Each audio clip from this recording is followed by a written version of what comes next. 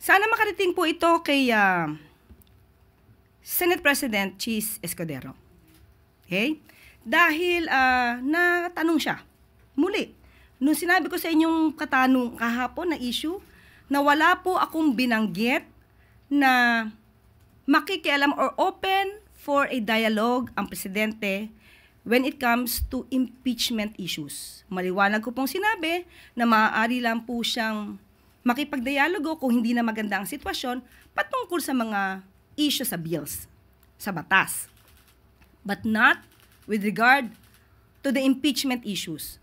Pero meron po kasi nagtanong sa kanya at yun din po yung tinanong.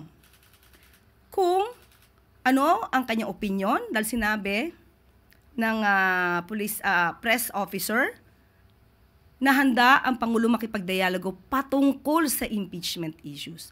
Sana makarating po ito kay Senate President, kay Chis Escudero. Alam ko po na ang kanyang opinion ay tama, pero parang mali po kasi yung pagkakatanong sa kanya.